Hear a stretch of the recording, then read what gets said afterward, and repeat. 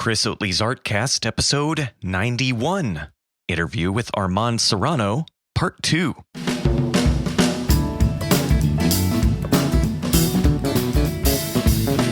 Hello, my friends, and welcome to another episode of Chris Oatley's ArtCast. I'm Chris Oatley, a former Disney artist gone rogue. I'm now the director of the Oatley Academy of Visual Storytelling, where I get to work every day with the most positive, passionate, collaborative community of creatives I have ever known. You can find more art and story podcasts from some of the most inspiring voices in animation, games, VFX, comics, and new media at oatleyacademy.com/shows.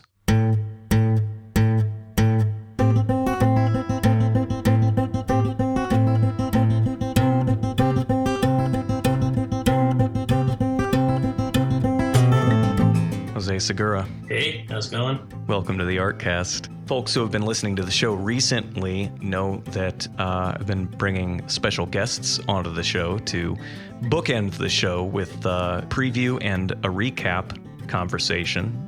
A lot of listeners have been writing in and saying that they really like that. I like it too. It's a lot less lonely, that's for sure. And so I asked Jose to join us, and Jose, you and I met through painting drama, my course at the Oatley Academy, and then really got to know each other through painting drama too. Right. Give the listeners an idea of where you came from and what your creative trajectory is right now. I'm from California and been doing art for a long time. Once I sort of got my head on straight and I started focusing and kind of remembering what I wanted to do as an artist, I decided that, hey, you know what, I'm going to go full bore and try to be an illustrator, and, getting that first client and feeling like, oh, hey, someone actually really wants to hire me to keep doing this stuff. And then later on, getting on another client or getting something published or having, one of my images receive a lot of attention on either some social media site. And obviously having a lot of support from my family and my wife has also been really helpful. From 2003 to about 2009, I was just working, man. I was doing fine art. I was doing art, but I wasn't like hustling illustration. Right. It wasn't until I met my wife. I don't belittle the fact that she had a big part in the fire, kind of really kicking my rear into gear. Because I'll be honest, my parents were supportive, but they weren't necessarily supportive in the sense that they were trying to push me to do something. They were just like, if it makes you happy, that's fine. Right. Whereas with my wife, it was different. It was like supportive, and it's like, I believe you. I think you can do it. Go for it. Which is really, really different.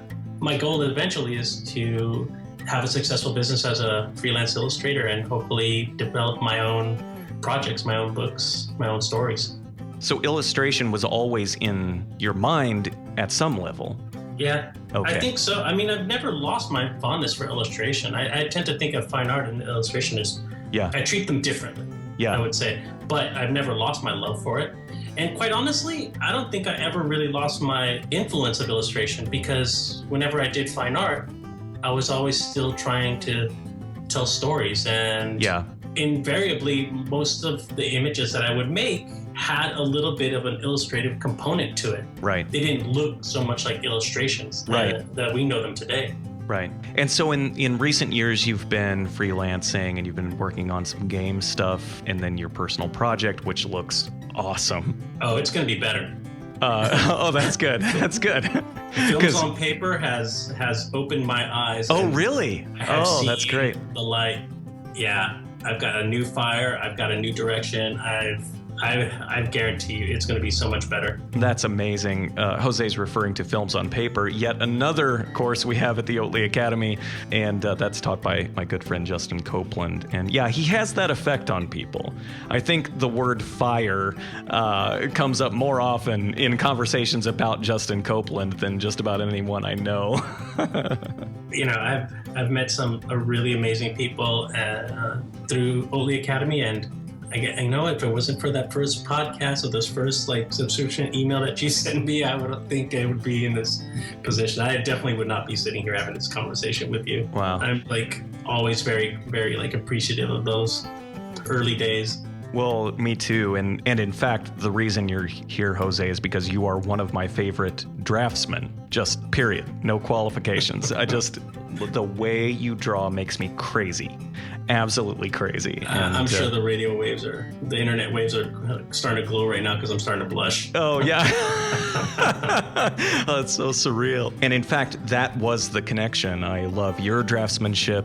And I love Arman Serrano's draftsmanship. And I was like, these guys need to meet, and I need a guest co-host. So let's call Jose and see what he's up to. And so now comes the story of technology and the fact that you were actually here for the entirety of this interview.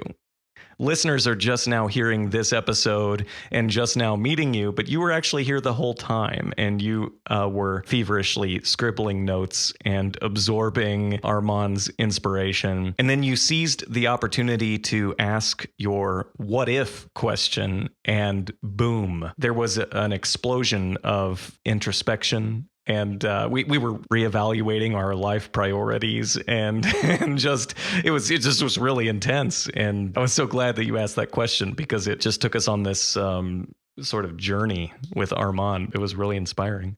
But then Skype just randomly locked you out. And you couldn't rejoin the conversation. So I was texting you and you were texting me while I was trying to keep the interview going. And yeah, that was unfortunate. But the one question you were able to ask was it just led to awesome things, completely unexpected, but awesome. Definitely, totally unexpected, but so welcome and so worth it. Yeah, so the episode begins very intangibly. We're sort of pursuing this idea of pure creativity. What is the intangible source of creativity inside an artist? And specifically, we're talking specifically about Armand. And so the episode is often intangible and abstract. It also gets extremely tactical. And that's what I love about this episode, is that, there's a point at which we're talking about the lasso tool in Photoshop. How specific and geeky can you get? And in listening back to this interview, I think that's what really struck me, is just the wide range of topics. He talks about concept art without a concept, which is a big problem online. Jose, I think we both agree on that. Yep. And then he also talks about how your artistic process is like a pyramid. And I'll just leave it at that. But the pyramid thing is awesome.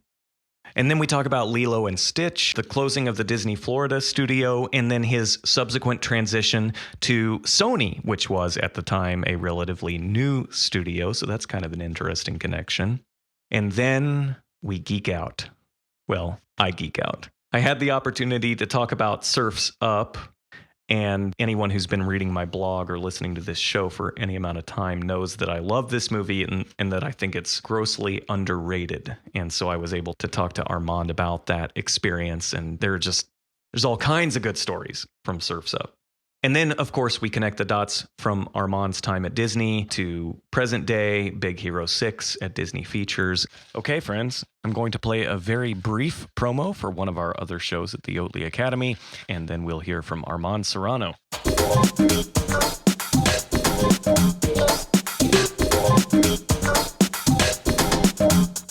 Are you tired of nickel and dime freelance jobs? Is your creativity being crushed by a day job that's driving you crazy? Do you worry that you'll never get paid to make creatively fulfilling work full time? If you answered yes to any of these questions, then you might be trapped in what we at the Oatly Academy call art jail. The internet is overflowing with amazing artists. It has become painfully apparent that art skills are simply not enough to break free.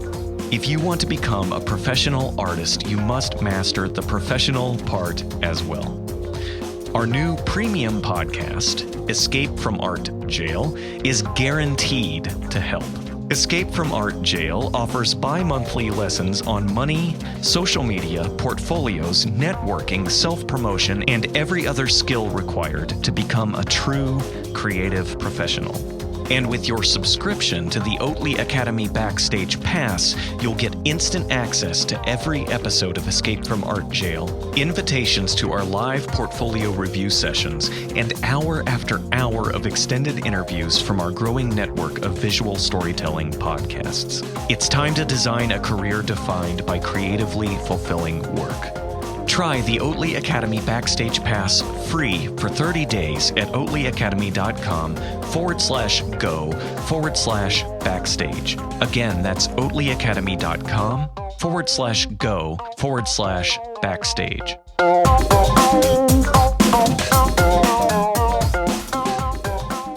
I guess you could say, in a way, I've seen like the industry kind of change, and I've been aware of it, that it's changing over time, especially now compared to like when Armand was getting into it. And I think this is actually kind of maybe a little bit interesting for some of the people that listen on. But if you were just starting out again as a kid, I'm pretty sure that you would still have the same motivation, you'd still have the same drive.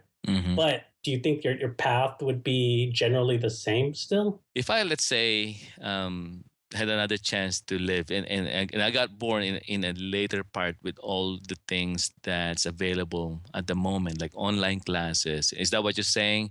Would I probably end up on the same path? I would say now that I'm older, I can tell that, oh, so that's the that's the kind of character I have, that in the long run, in the end, I end up doing what I'm passionate with. And I know that I could be gung ho about it as long as I believe in it and as long as I know I have peace with it. I'll go for it and I'll channel my energy and my resources towards that goal. But anyway, yeah, I think but it's a difficult question. It sounds easy for me, and I just don't want to answer it. So yeah, I might be the same way. I don't want to answer it like that. I don't want to undermine that kind of question. There's really a depth to it for me. That yeah, if I go back, would I be still the same person with this kind of consciousness, with this kind of maturity I have in my mind? If I go back, at least with this kind of reasoning and maturity, maybe not the information of what I learned in the arts, but at least this kind of maturity of okay, I have to focus in my life, I have to focus with this and doing good judgments. I would probably be in this field in the same way. Maybe I may not have wasted, I don't want to say again the word wasted, I may not have spent too much time going on a different route. I may just try to hit animation, either animation, or I'll be doing filmmaking, shooting some movies, or I'll probably go for that. Even now, I still have that in at the back of my mind. I want to do something. I want to do some live action shorts or movies. It's funny because I'm in animation. People expect me always to be, oh, have you seen all this animated movie, this animated short? And I wouldn't watch every animated film that goes out. It's not like, okay, let's watch this film, because it's feature animation. There's some movies, and I'm not going to mention what feature animated movies that came out that I wouldn't even want to watch. I would wait for them on DVD. There's a few that, okay, when they come out, I would, let's watch them because I think that it's worth my time or my family's time. But there's some animated feature films, major ones, that I would go because my kids wanted to go. But personally, I can live without those. And I'm very selective also in what I watch on feature live action movies. There has to be something in there that would convince myself that it's worth the money that I'm going to pay for, or it's worth the time, the 2 hours that I'm going to sit in front of that show. So I guess it's a sign of getting older. Those moments. Maybe just a little. Maybe just a little. That's true. But I think when we mature, I think the selections, the choices also mature with it. Yeah, it really starts to open up this question of what is external and what is the pure art inside you. And what is the pure, and I mean that word pure, like what's the pure sort of power, of creativity? It's like nature versus nurture, except as an artist, just specifically in your art. The problem that I see with most young artists is that they have no idea, and I refer to it as your visual voice, right? And they have no idea what that pure art is inside because, the scales are tipped completely And it's all about externals, and and especially now, with social media and Tumblr and everything, it's just all input. But that's just an interesting question to me, of course, coming off of what Jose asked there, is who is Armand? That is really the question here, friends. Who is the real Armand? But that idea of like, what is the pure drive of creativity, and then what was shaped by opportunity and engineering and those kind of specific things. It's really fascinating. That's a really good question. I'm glad you asked that. You can have a little time. You can have a few months to think about that one if you want, Armand, and then get back to us. No, actually, I mean, I could answer that. I mean, I get asked a lot about who's the real Armand, and I get asked in front of my wife. That's good.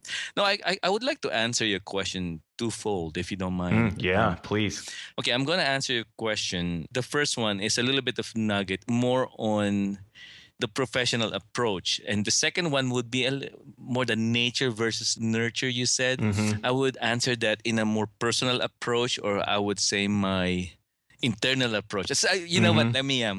I'm also thinking about this as we go along. Yeah. I'll answer it the external way, and I'm answer it the internal way. Right? The external way, like what I said earlier, I'm a guy who I never went to art school or anything, so I try to keep things simplified. I hate hundreds of layers in Photoshop. If I could put them in 10 layers, that's the most that I could use. I'm a guy who, if I could paint things using 2 brushes, if I could finish one artwork with 1 brush, I'm happy with it. Anything that's simplified and quick and would do the job for me, that's just my personality. I don't want to overcomplicate things. Now, having that kind of, and again, I just learned that as, through years and years of doing things, trial and error. I've learned a lot from my mistakes along the way.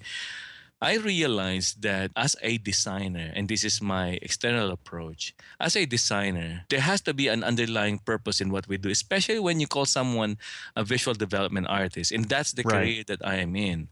What makes me an effective visual development artist? Okay, well, what are the externals that we have? You mentioned a lot of things earlier: composition, storytelling. So those are good things. But if you go into a world of design, there are so many terminologies. You mean to say I have to master lighting, design, composition, perspective, camera technique, staging, color theory, color rules, tones. It's so intimidating that this is, to be a master, is you have to be master of 100 things, 100 disciplines in the world of design. And that's true. Again, this is the Arman Serrano approach, and I teach this a lot. I'm not going to divulge too much, or else they might not go to my workshop anymore. And I want. So I'm going to just give you guys a nugget. I mean, there are 3 things. Again, I approach it in an engineering way. It's always a structure. The structural design, how you design, and I would always use the pyramid, because the pyramid is so interesting. You got a base, a middle section, and a capstone, and it has cornerstones. So the base would always be, if you divide that, let's say a pyramid, into layers, the bottom layer would be idea, the middle layer would be design, and the top layer would be the technique. Those 3 things. Okay. What is an idea? Of course, the idea, if you get hired by a studio, there has to be a story. If you get hired by an illustration as an illustrator, you have to tell a moment or still a story within one illustration. How can you convey the message? Just like the Norman Rockwell painting. When you look at it, there's a story being told here. You can tell a 30-minute story to your kid by just looking at a Norman Rockwell painting. You can come up with that story, what's going on. That's the idea. So idea or story is always king. The midsection of the pyramid would be design. So after lingering in your brain, it has to go to your arm. So draw with your arm, design with your arm. It means be loose when you're designing. So whatever you have in your mind, those ideas has to translate into a design form. And that's why we are called designers. Sadly, concept art is actually, the meaning of concept art is concept plus art. Sadly, there's a lot of concept-less concept art out there. Yeah. That when you look at it, they're nice paintings, but where's the concept? But it's a concept art. Yeah, but I cannot see the concept. I cannot feel the concept. There has to be a concept behind it. So a good designer will be able to translate the idea to begin with into a design form, finding what is that right combination of elements in order to come up with a pleasing and a believable design, the functional design that would convey the idea, the underlying idea to begin with. Now, the last portion that you have to think about, which is also important, is the technique. Okay, how am I going to do this? What kind of style? What is it going to be? Black and white? Is it going to be colored? If it's going to be colored, what will be the color combinations am I going to use? What kind of brushes am I going to use here? Am I going to do it in Photoshop? Am I going to be doing what media am I going to use it for this? So that's the technique. Like what you said earlier, that's again, that's dead on with young artists, in which I fell into the same trap when I was younger. Is we look at the pyramid inverted. Huh. For us as kids, man, Craig Mullins, what brushes did he use? Oh, let me do it the Craig Mullins way. So you download 50, 100 brushes from Craig Mullins. You never even know what he made those brushes for. Just, I paint paintings the Craig Mullins way, as long as you know those brushes are his brushes, but it's not the secret behind the painting, but it's the idea. There's an idea, underlying idea Yeah. in the painting. Plus, after that idea, there's a design part that when he was working on the painting, he's doing a process of elimination, which works, which doesn't work. And that's a very fluid and very organic process that's happening, a marriage between the mind, the brain of the person, and the canvas that he's working on. That's the design process. Then whatever choices he used for brushes and those, whatever media he used in there, that's the surface that we see, but we miss the fact that there's a lot of deeper process that happened along the way. For 80% of my class, 80% on the time of my class, everything's in black and white. Mhm. Then we're going to paint after. And it's funny, some of the kids, they're itching to finish the painting. And I said, Right. no, I'm going to train you guys how to think before you can draw. The companies are going to hire you because of your draftsmanship, but the companies are going to keep you with your ideas, with what you can bring into the table, plus also how you draw. So if you want to be kept by a company for your longevity, for your career, you have to start thinking on top of your drawing. You cannot just draw, because draw with just a momentary. It's like fishing, the old adage, teach me to fish, so I live forever. Yeah. Drawing is just giving you fish, but you have to think how to create that underlying purpose, idea, or story. How does your artwork will support idea? So that's just the Arman way. That's the nugget of the Arman way externally. Now, internally, there's a deeper Arman that maybe has nothing to do with this. Hmm. And I'm very open about my faith. And you know that, Chris. I've told you this before. And different persons, and I respect different faith and different approaches and different lifestyles. And, I love a lot of artists. And people know that about me. I'm very welcoming of all people from all places and all backgrounds. But if you're going to ask me myself, how do I do it? I have an unconventional way of approaching my artwork. I would say I'm a very spiritual person. Sometimes people would look at me, oh, you're very religious, you're spiritual, or what, I would say that I have an open, very deep relationship with God, and I'm a Christian. So that value in me takes precedence of everything. If you're going to dig deeper in who Armand, it's my relationship with my God that's the first and foremost. Then what's the next priority for me? Of course, is my wife, then my kids, then everything else, after that. But that's the non-negotiable Armand deep inside me. So however good my job is, however amazing and exciting what we do, if my daughter has a recital, pencils down, I'm going to go to my, even though if I have a deadline, that deadline cannot replace that time with my family. So I have to set my priorities straight. And I've been doing this for like the entire time, my 25 years in animation. In fact, it made me work faster. It made me work smoother. It's because I don't have any of those friction in my life. That's a deeper Armand, and that's a value that I want to instill in my kids also. I want to show them. I try to get my family involved in what I do. They always with me in every workshop as much as I could. When we do our workshop, I have this annual thing in Manila. My kids are with me. I do workshops and lectures, even in different parts of the world. I always put in my proposal, if you want me to go there, my wife has to be with me. So any trips that I have to do outside, LA, again, my wife is part of the deal. You want me? Bring my wife with me also. So my wife would always be part of what I do because she is. She is part of why am I here in this career, and why am I enjoying my career right now is a big part of that. And a happy wife, it means a happy career. So That's the truth. that's just putting priorities. So again, going back to your question, non-negotiable priorities on top and seasonal priorities at the bottom, which change, whatever I felt led to go into. But the top three, non-negotiable, and that what makes me on that path of, how do you say that, stillness or peace, that I'm happy with what I am, I'm satisfied, I'm complete, at this point. I don't have to keep craving for what's big and what's new, or what's better. I'm happy with what I have, what I'm getting right now, and what I'm doing right now. So anyway, I hope that answered your question. Yeah, that's good. It's good. You went from the closing of the Florida studio to really still the very nascent stages of Sony. I mean, they did open season before Surfs Up, but Surfs Up is one of my favorite animated films, and you guys are one of my favorite art departments in the history of animation. All of you guys are just at the top of your game.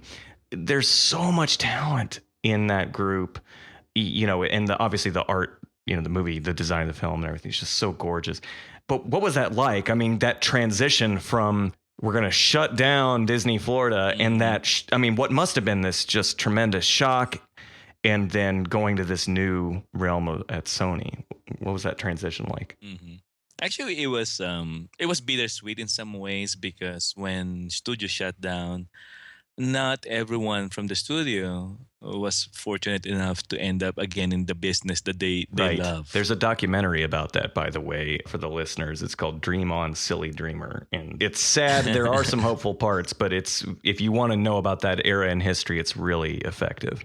Yeah, it's definitely a big part of animation history, So 100 years from now, if there's still animation, they would still have that in the curriculum. When they do animation history, that's a significant event. Anyway, when that happens, that was sad. And I didn't know where to go. When that's, I think, one of the reasons you mentioned Lilo and Stitch. When I was working for Lilo and Stitch, I was in layout. I mean, that was my career as a layout artist. When Lilo came, I was one of the first artists that they assigned on the project, and I do workbook. So I was workbooking some sequences in Lilo. So when I do workbook, there will be some story points where, we need the location, or we need this prop, or we need this, because it wasn't supplied to us by visual development. So there will be those, I would say, opportunities that maybe I should just design those. And I guess that's also an advantage, because we're detached. We're in Florida, that, okay, we need something, and we're in production, and we need visual development, something, concept art right away for this part. So I was able to create some, not a lot, but a few concept designs for Lilo that I would say came from me. I wasn't a visual development artist, but I was doing the job of a viz dev, just because it's needed right away. And if I may include a little bit, that was like Lilo's bed, the design for Lilo's bed. I went to Rooms to Go in Florida and spent like a half a day just looking at kids' beds and designing the beds, and in order to find that. Of course, when I design it, it has to have the approval of production designer. But anyway, so I get that opportunity. Now, after doing a little bit of viz dev, again, it's one of those moments wherein I'm now confident in me that I can do this. Right. I can naturally transition to visual development. So that's just something at the back of my mind, just in case I lose my job or anything. I know I could try on as a viz dev artist. So studio shut down. Disney was so good. It's one company that I'm so proud to be part with, and I'm sure Mm-hmm. you are because you've been part of Disney as well, Chris. When the studio was shutting down, they didn't just abandon us.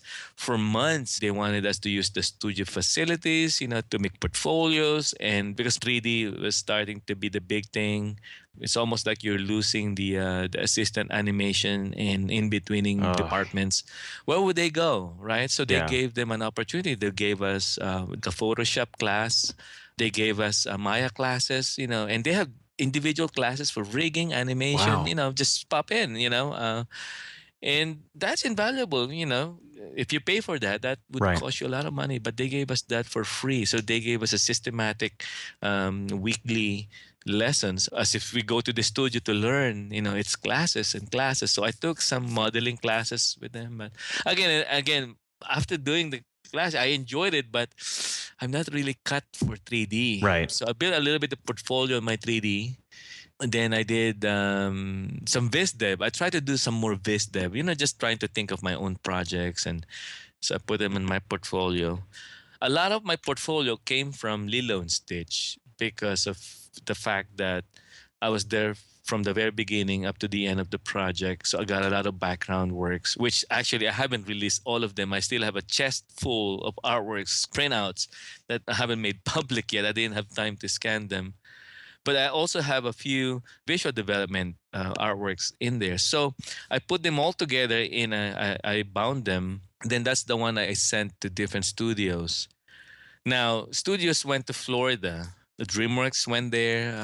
Pixar came and interviewed everyone who were interested in their studios. And Sony came. Sony was the one that nobody Right. knows, because there's no Sony animation. Sony, I mean, what are we gonna do? TV, Are we going to do PlayStation? What? We didn't know what to expect with Sony. So I was thinking maybe I should go for Pixar, but they're looking for 3D artists. That's not the one for me. I went to Blue Sky. Blue Sky almost they they're so great. I mean, they gave us a plane ticket. I went to New York. It's like, oh my, this is impressive. They gave me a business class ticket just to check out their studio. I mean, that might be a possibility. I went there. Studio was nice. People were so amazing. But man, there was a blizzard, I think, the day before. It was so wet and cold. Oh, And man, I'm getting depressed already, But great studio. I like the energy inside the studio. It's just that my wife was pregnant again with our third kid. And I said, oh, my wife is going to get depressed yeah. here. So I was so impressed with Blue Mm-hmm. Sky, the amazing Yeah. artists in there. It's not for me. Again, it's that direction that inside of me is Yeah. telling me not there. So okay, I said, okay, LA is the place to go. I got some family here in LA. Good Yeah. food, lots of authentic Asian food, so I would feel at home. Then Sony, I said, okay, I'm just gonna go to Sony. I wasn't even expecting anything. Just okay, I'll just have to check this out. So then Chris Jenkins came to be. I Hmm. never knew Chris Jenkins, but I know of him. Mm-hmm. He was a Disney effects animator a while back. So he was one of the institutions at Disney. So he came. He was the one who interviewed me, and I showed him my portfolio, and he said, "Oh, this is exactly what we're looking for." And so, we're starting, the company is starting. He laid out some of those projects like Open Season and Surfing Mm-hmm. Penguin movie, he said, and Cloudy, I guess. I think he mentioned that too. But he said, we're just starting. The studio was just a year old at the time. And, oh, you have an opportunity to be an art director there because it's starting. And they're pretty much hiring people with experiences not lower than 10 years. So I said, I'm going to be working with people more Mm-hmm. experienced, because they're starting. They cannot hire any new guys yet. So they have to start with people who have already experiences behind them. So I'm kind of got excited being Yeah. offered that kind of opportunity, a startup company that I could be, one of the Yeah. guys, Oh, I'm one of the main guys. I think that weighed in for me a lot. If I go back to Disney or Pixar, I'm just going to be one of the guys. But with Sony, I still have this small window of opportunity that I Yeah. could be one of the nine old men inside the studio now. So I went there and I was kind of nervous because I saw, man, I'm gonna be working with Polysane. I don't even paint. Everything I did was just tonals. I paint a little, but these guys are all painters. So So I was in Surfs Up pretty much almost on the very, I would say, because Mo came there Mm-hmm. before I did. So I could say that I was there from the beginning, on the infancy of some of the locations. So from day one, I was Surfs Up. So it's just me, Marcelo, and Paul, Wow. just the three of us working on environment. Then they hired a few months after, like Ron Lucas. Then they hired Sylvan Mm-hmm. after. Then so we build up the crew as we go along. So, but it was just us working in Surfs Up. No production design, no art director. We're all just vis dev. We only have the directors, Chris Buck and Ash Brannon. So it's pretty exciting and at the same time intimidating to work with very experienced guys around me, and also a lot of DreamWorks guys started coming in. So there's a different style, but in a way it's a challenge. It's exciting, and I like how you put it earlier. Probably you your favorite Yeah. crew of all animated movies. You know what? When I look back, I love all the people I work with. There's always that special moments for every Mm. film that I work with. There would be those key moments. Yeah. There's some projects that they're good, but at the same time, they're not benchmarks, I would say, Right. or they're not milestones. Mulan was a Mm. milestone for me. Then I would say Lilo and Stitch was a milestone because I went to the next level. Then I go in a plateau and just do what I do. Then Surfs Up would be that another Yeah. milestone for me. And what separated Surfs Up was, and it never occurred to me after a few months working with her, we would have this production meeting every week, every Monday at Paul's office. I'm in the room with Paul Lassane, Sylvain Dewassi, Marcelo Vignali, Ron Lucas, Jyoti Lam. I mean, Yeah. these guys, Armin Melkonian, this guy, Mm-hmm. Richie Chavez, and we just hang out there for 1 hour and we just talk about work. Then we go about our business the entire week. Then go back again. And at some point, I said, "Man, we should have taken a picture for that because it would never Yeah. happen again." That's the only time I believe that there's a core group mainly from DreamWorks and Disney. Yeah. No other studios in there, just Disney and DreamWorks sitting together working out a movie. And after the movie, everyone went their own way. After the movie, I think Armin he left. Some of the guys went Mm-hmm. back to DreamWorks, and some of us went back to Disney. Some of them are still there, but never had that moment again. And again, like what you said, the movie, the beauty Mm-hmm. of the movie, I think is a testament to that, just that one creative moment in animation history. So I'm so blessed, and Yeah. I'm so privileged to be a part of that. It's a humbling, really humbling experience for me, but definitely a milestone. So Mm. thank you for bringing that up. So that's my experience with Sony. Then after Surfs Up, this so I told them I want to be. They asked me, so what's your plan? What's your goal here in Sony? So I said, I want to be an art director. I would even tell Paul that early on. I want to be. If you're gonna be production designer, Paul, if you always remember Mm. me, I'm always willing to give it a shot to be an art director. Well, they gave me that opportunity with a few, and I don't think I could mention the projects, but with a couple of projects. But like what any other studio sometimes would have to do, if for some reason there's some elements either in the story or some element is not working, they can shelve the project. And sadly, those two projects got shelved. And it's not, I'm not against the company or anything. Actually, Sony is probably one of the best companies you could work for. I mean, they took good care of me as an artist. I grew from them. I have lifelong friends still in the company. So it's a great company, and I'm really indebted to them for giving me that opportunity to be myself as a visual development artist, and eventually, could have been production design. It just so happened the projects has to be shelved. So, Mm. and I'm glad. And again, everything happens for reasons. So, whatever I learned in that position for, I guess I was there for like 2 years in that position, and going back to visual development, those are priceless. Just like engineering, nothing is wasted. There's some sensibilities and some judgment, and some of the things actually that we don't see. Sometimes when you are an artist, you're under a person. you have this perception that, oh, this guy didn't see this and didn't see that. When you move up into another level in position in production, you see things in a different way. There's some things that, oh, we don't need this, we don't need that, oh, this is needed. So you see in a different light. And I saw that when I was in that post for a few years. Then when I came back to visual development artists, I know already somehow that expectation from directors and from production designers. So that's why I was able to streamline some of my design judgment and design calls, because I know already how it is to be on that side. So it's very helpful for me. I mean, again, you can make it work against you or in your favor. And I always try my best to have that work in my favor. And I guess that's why, when I went back to Disney, again, when I left Sony in really good terms with them. It's one of those things, again, in my heart. I felt that, okay, my 9 years at Sony, that's the longest I stay with the company. I gave them my loyalty, I gave them my trust, but it's just deep inside me as an artist.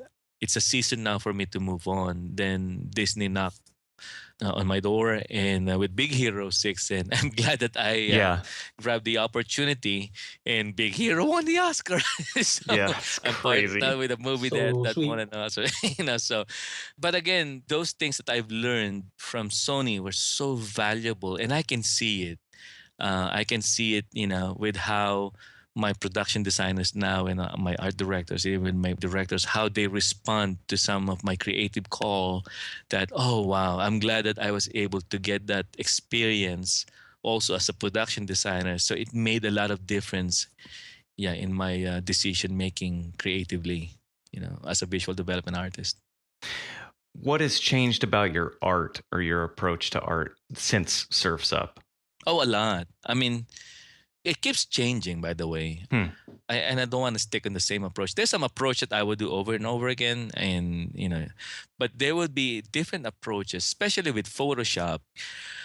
Early on, let's say with Lilo, I learned from Rob or from Paul by looking at their artworks, so their approaches. So I kind of incorporated some of their approach and let it be ingrained in me. So the approach would be different. Now, when I went to Surfs Up, it's different because it's visual development, so it's pre-production. So I'm working with just the story, not with a script, with treatment or as a story. So it's so early that I felt like a mini god in some ways. I'm creating something out of nothing. Let there be light. The story said, I'm gonna draw that light. Let there be waters and let there be land. I'm the one who's gonna design those waters and lands according to what the story says.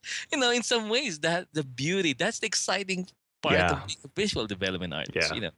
So that's a different approach. So now, number one would be something that I would consistent. What never change is research. I mean, I gotta do research. Everything that I work on, I have to do some research. I have to spend time looking what's real first. When we have this old adage, think outside the box. Right. Sometimes we forget, think inside the box first before you can think outside the box. You have to know what's inside the box first.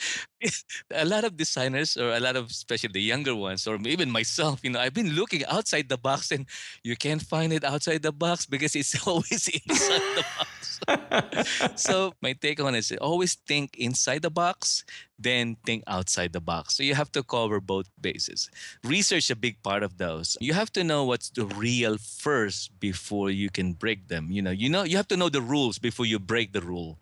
You're not gonna know you're breaking the rules if you don't know what the rule is. So you have to know what the rule is. Again, you're breaking the rules. Some people they would just say it, but one thing I've learned is you're not breaking the law. You're breaking just the rules. It's the repackaging, but I have to know what has been packaged first. So I have to do my research in order for me to change that. Now, in terms of, let's say, stylization, we always hear that word, oh, it has to be grounded. That word grounded, it has to be, you have to stylize things. So when you do a character design, you have to do a caricaturized version. Again, I tell the kids, even, let's say, for example, character design, even if you stylize a character, make them more quote unquote cartoony, you have to know what's real first. You have to do life drawing. some younger, when I was younger too, I would think that, oh, it's easy to do cartoons because the cartoons, you only have three fingers, four fingers instead of five. You don't have to do all the folds, just one fold that would do the trick. I thought that was so simple. I didn't realize, and I do it, and it's like, why is it that, let's say if you look at Steven Silver's, why is it that his is more appealing than mine, more believable than mine? It's because he learned the rules first and he researched in the rules and he mastered the rules so he can break them. And he knows how to break them and get away with it. That's how it works. You have to master anatomy in some ways, at least the basic functional anatomy. You don't have to know all the muscles, but you have to make it to the point that it's functional. So when you started posing them in different ways, you know how it works. Then once that principle gets ingrained in you, then you can break them. You can create some rules. I can make the nose bigger than the eyes, this, but you're playing around with shapes and sizes and proportions in a way that they're more quote unquote stylized, but you're not crossing the line of believability. There's that line wherein it's like a rubber band. You can only stretch a rubber band so much that some point it's going to break. So that decision can only be known if you know up to what point it can break. So you have to do research. Research is a big part. In environment, it's the same way. You cannot just create environment out of your head unless you're brilliant. There's some people who are brilliant that they have a photographic memory. I can draw from my memory. But for the most part, like for regular people like me, I mean, I can only function so much. My brain is only 6 pounds, so I can only the hard drive can only take so much. They can be stored, but I need a software I need a bridge, software so I can visualize them. And so I need to go online and refresh my memory. So, okay, but there's some things because of maturity and there's no way around it. Once a person, why can he never run out of shapes? I was just looking at his artwork before you called me. And I look back because when I'm in a creative rut, I look at Alex's work. And it's one of the guys I look up to and try to re-inspire me. And it's because he's older than me. If he's doing what he does and he keeps learning along the way. And same thing with me. If I'm doing the same thing, I'm learning along the way. At some point, in my maturity, and I'm still learning, don't get me wrong, I'm still learning. And at a certain point in this age of mine that, let's say, I can draw you a microwave, give you all the details in a microwave. Why is that? Because I draw probably, 50 microwaves in my lifetime already. Right.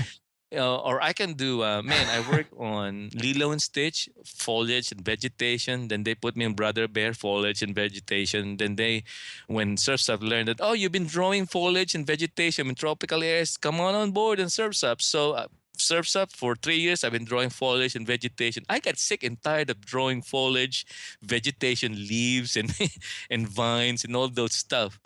But I can draw those until now. I can draw those, different shapes, different kinds of root system, interesting shapes. It's just the experience that I had for a long time culminated in me somehow memorizing some of those. But it doesn't mean I cannot learn. I'm still learning sometimes, but I have those under my belt. But for the most part, thank goodness for Google. I can just type them in. It's in front of me and I can make choices of what I could use. So research is a big part. That's constant. I would do research.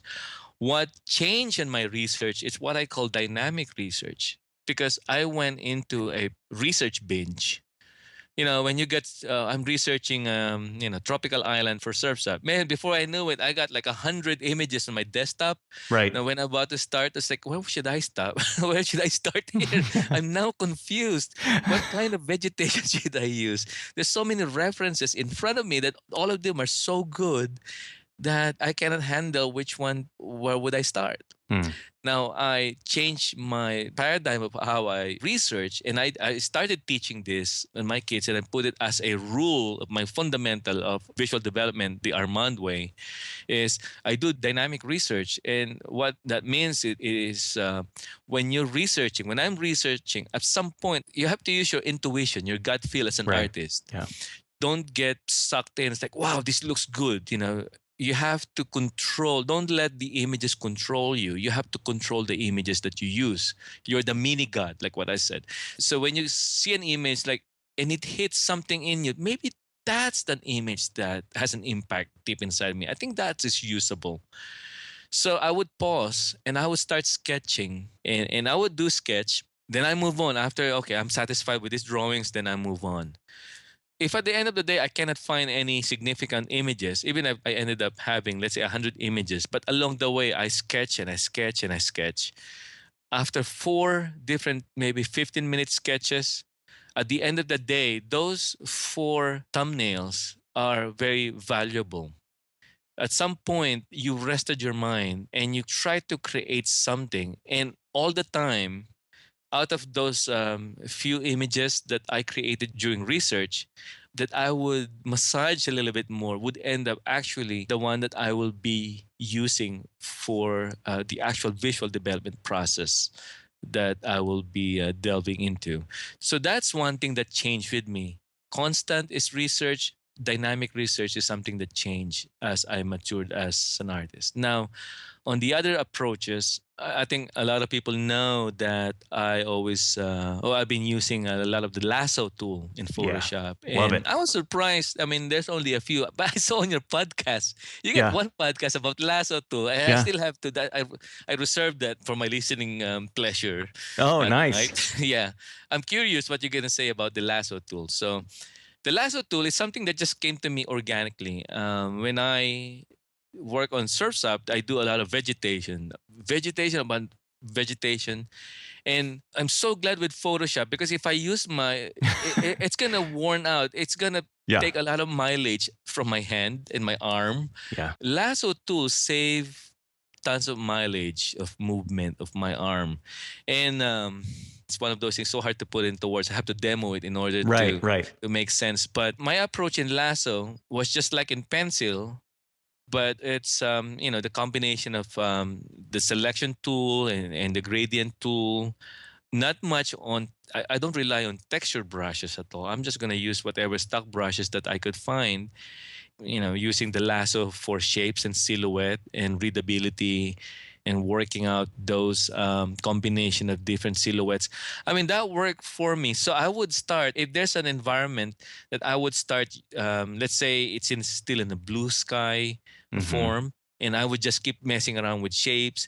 I would just use the lasso and drop, and do some tones in there. For one, the tones are so real. I mean, boom, you get the tone in there right away. Or I would lasso I would draw with the lasso tool. I wouldn't even go to the masking. I would just draw on a lasso, and I would work out this entire vegetation, entire portion of vegetation, because I'm so excited. And again, it's a Yeah. weird feeling for me. After I lassoed an entire portion of the vegetation, I'm so excited to drop the gradient tool. Yeah. I said, I'm curious what's gonna appear, how it's gonna look like. Yeah. Because once I drop the gradient, boom, man, there's that portion there that I never thought about that, but that looks cool, And Yeah. there will be portion, this looks bland, and I can fix that. But there will be those moments when I never, because of that looseness when you're creating the lasso, I would never probably intentionally create that shape in Yeah. pencil, or in Photoshop, but that would happen on lassoing techniques. So anyway, so that's one exciting part for me for the lasso. And again, it's just a personal thing for me. A bunch of my students have taken your CGMA course, and they'll write me, they're like, oh my God, Armand uses the lasso tool too. It's like, they're like, Chris, you're not crazy. I love it because it forces you to think about shape. It forces you to make everything a shape.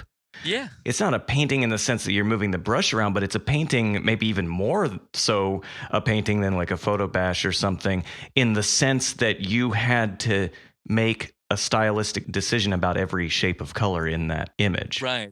Right. I think it pushes me back, going back to that pyramid, that technique thing and that inverted pyramid. I mean, when we look at techniques, we always see the surface level, what kind of brushes and what kind of details in there. Oh, that detail is coming from that photo bash that they put in there. And again, I'm not against it. Sometimes I would use photo bash, Oh, just sure. Yeah. for speed purposes, Mhm. Or fun. in production, as long as it works, in context. Mhm. But as training, as for me to be challenged and go to the next level, am I going to be dependent or that, or I would have the confidence, when suddenly no more photos around, I could still create that silhouette and just mere building up of silhouettes, readability. And you're right, it has to be something that has to be instilled. I mean, it took me a while to read the silhouette, just like a knife, you have to sharpen it over and over again Yeah. in order for it to get sharpened.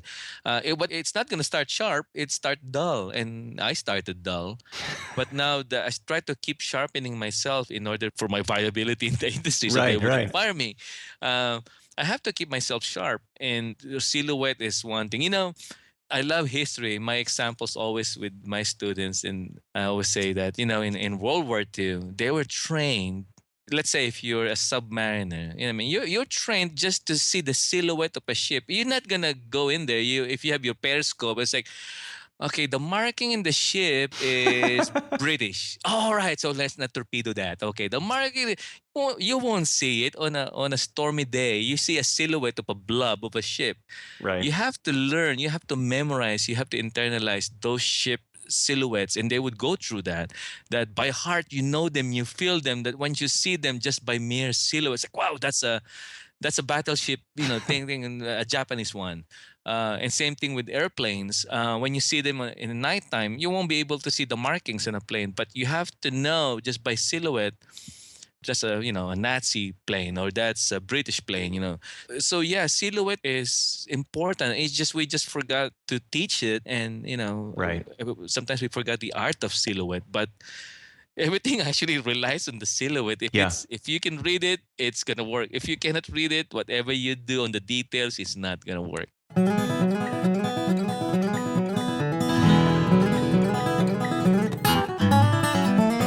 Something that struck me while listening to the interview the second time was that when I look at Armand's career, well, previous to meeting him, when I looked at his career, I saw a timeline of events. I saw important moments at animation studios. But when you hear Armand tell the stories, it's all about relationships. It's all about people.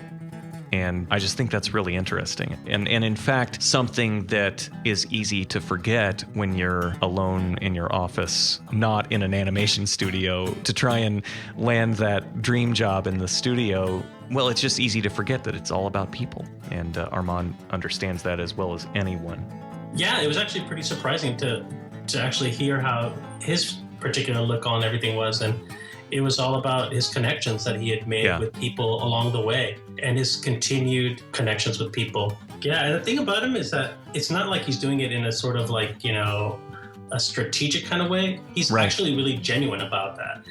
He did really make good connections with people, and he wanted to maintain those relationships as much more than just business. It's all about the fact that he knew them and they were great people to work with. Yeah, that's completely true. One of the things I noticed in talking with him and listening to him was that whenever he felt like he got into a rut, he would always look to some of his peers that were older than him for direction and inspiration.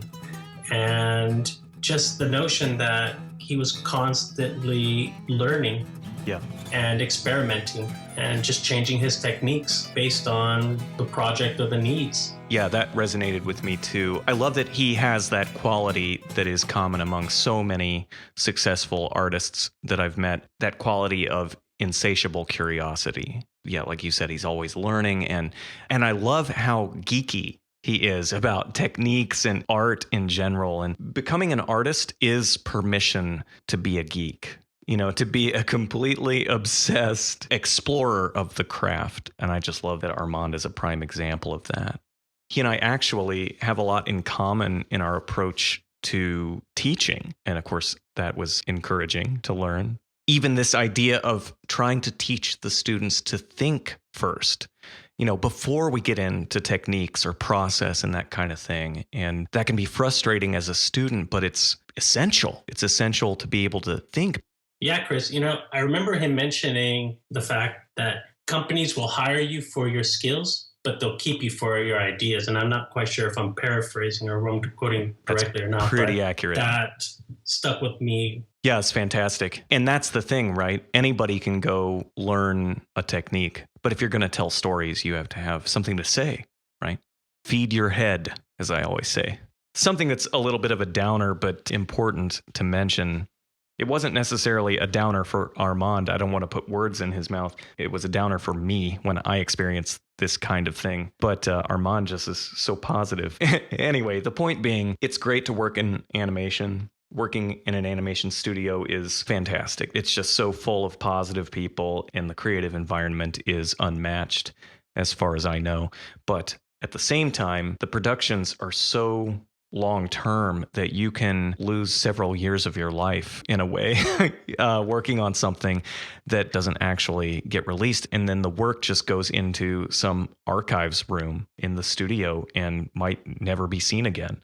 That was really frustrating to me when I was working at Disney. But the thing is, like, he never seemed that bummed out about it. Yeah, really. Totally. I know. Yeah. But again, because Armand gets it, it's about relationship, right? He's so present and so in the moment, and he loves people so much that he knows why he's there. He knows the primary reason he's in the studio.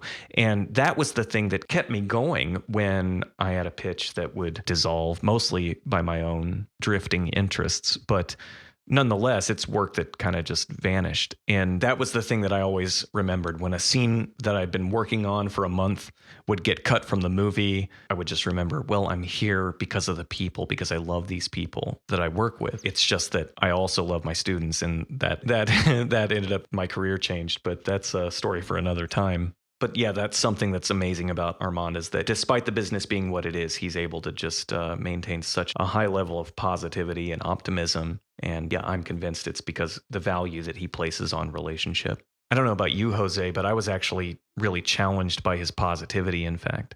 I encounter a lot of positive people in the animation industry, almost everybody you meet. But Armand, he is special. I mean, he is a special guy because of his positivity in particular.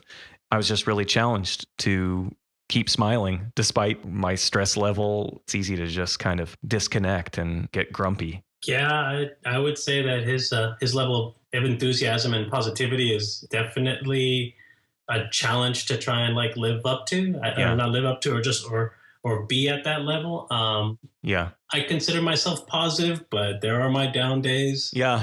And there are days where I get that letter from that game company says, maybe try again, a few months later. Or, right. We're not really interested in you at this point in time. Right. And that's really disheartening. Yeah. And I usually turn that negativity or those rejection letters to fuel the fire, and just kind of keep going and keep pushing. It's like, okay, well, I've got some more work ahead of me, and I've got things I need to take care of, and just keep pushing. But to work at his level, yeah, man, to be at that level, oh wow, yeah. But at the same time, I did feel like, in a certain way, after having listened to him, I almost felt it a little bit infected by it. I agree. I kind of felt like, I should just look at things in a much more positive light. There's other things to be happy about. Yeah, and that's the thing. Armand knows what he wants his life to be. You know what I mean? He has his priorities, he has his focus, he understands what fulfills him, and he guards that. He's really protective of it, and he values it. And it seems like his values and his actions really match up. And I think that's the real takeaway for me. It's interesting here, we're talking about reevaluating our lives again, but we had multiple opportunities during this interview to kind of reevaluate things. And in reevaluating how I spend my time and my focus and that kind of thing, it's really has got me inspired to fight harder to make sure that I put my money where my mouth is, so to speak, that I guard things that I know are fulfilling. I mean, my work is extremely fulfilling, but to strike more of a balance and understand that it's a holistic picture, I think that's the thing to focus on. Just like he said, his career and his friends are part of the picture, but they're not the whole picture. And I love that. We have a discussion topic, and we would love for you, dear listeners, to join us in the conversation in the comments section of the blog post associated with this podcast episode at oatlyacademy.com/AS2. That's as in Arman Serrano and the number 2. The discussion topic is, in today's fast-paced world, we are led to believe that the journey to success is one that should happen quickly. However, as we saw today with Armand, the reality is that more often than not, it is a slow process. What do you think of this disparity? How do you deal with the reality of the long haul? Please, again, oatlyacademy.com/AS2. Join us in the conversation in the comments section associated with this podcast episode. And Jose, tell the good people where they can find you online. They can find me at www.lucidshanty.com. That's LUCIDSHANTY. And there's a few links there to like my Twitter and my Tumblr site, as well as my blog. And I will say firsthand that Jose gives fantastic critiques. Brace yourself. Oh my. Jose, thank you so much for joining me for this episode. It was just great having you here, buddy. Thank you. It was much more than I expected and everything I expected. Oh, it's awesome. This podcast is a production of the Oatly Academy of Visual Storytelling. I'm Chris Oatly, your host and producer. Our editor is Kevin Chandler. Our production manager is Anya Marcos, and our editorial assistant is Ejua Ebeneba. Our theme music is provided by Storybook Steve. Recurring musical segments are provided by Storybook Steve and Kangaralian. Find more inspiring art and story podcasts designed to help you make a living from your own imagination at oatlyacademy.com/shows. Well, as we said at the